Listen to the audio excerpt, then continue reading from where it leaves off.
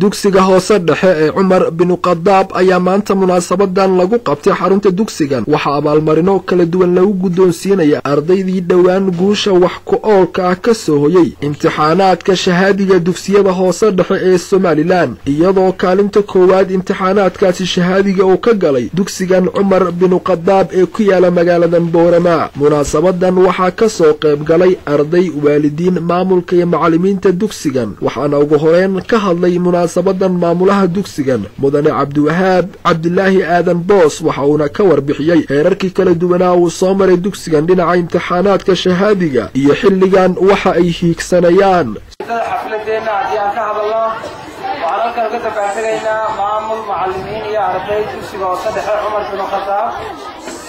ardayadii ku guuleysatay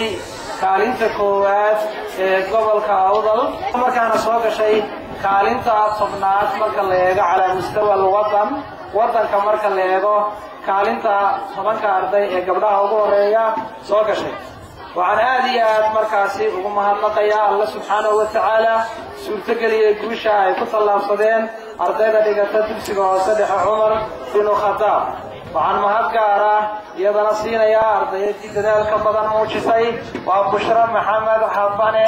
oo ah gabadha ugu horeysay gobolka Awdal isla markaana cala mustawa wadan soo gashay kaalmaha tobanka arday ee ugu horeeya xagga markaa dhibcaha maanta adaaniya dib u milicsano taariikhda halka imtixaanaadka ee dugsiga Cumar bin Khadaab dadkii ugu horeeyay waxa ay imtixaanka shahaadiga u fariisteen sanadku markuu ahaa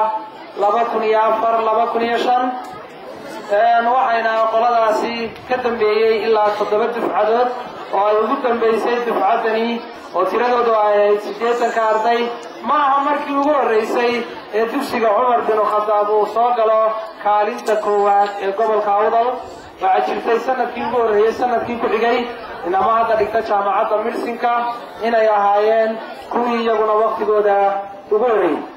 waqtiyadii ka dambeeyay aan ilaahdo 5 sano ee ugu dambeysay waxa Cumar bin Khadaab xajisanayay oo laga markaa dhaqaajin waayay kaalinta labaad ee gobolka inuu galo laakiin doorkani waxa ay noqotay doorkii ugu qiimaha badnaa ee markaasi dugsiga Cumar bin Khadaab guulinta leeg sidoo kale waxa iyaguna halkaasi hadal qiiro leh ka soo jeediyay ardayadii ugu sareysay ee tobanka hore ee dugsiyada sare iyo dhexe ee gobolkan Awdal ka gashay imtixaanaadkaasi shahaadiga ee Somaliland ka dhacday Bushra Maxamed Xabane oo ka tirsan dugsiga Cumar bin Khadaab ee magaalada Boorama waxayna sheegtay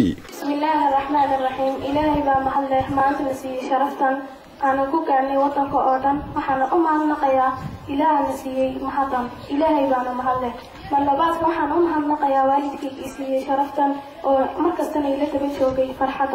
وحنا إلهي مبروك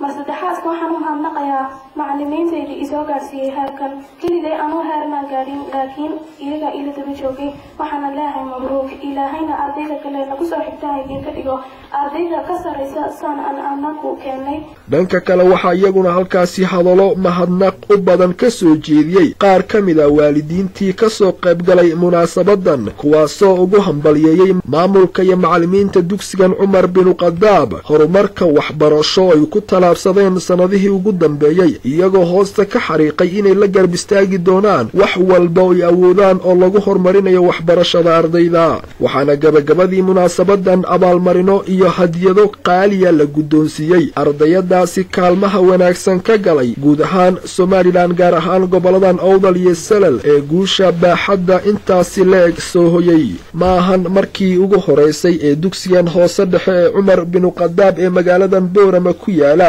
uu ka galo imtixaanaadka shahaadiga dugsiyada hoose dhexe kaalmaha noocan oo kala iyadoo ay dhowr goor oo hore ku guuleysteen kaalmaha koowaad iyo labaad ee gobolkan Awdal عبد الفتاح أحمد هدواناج نيوز مقالة بورما.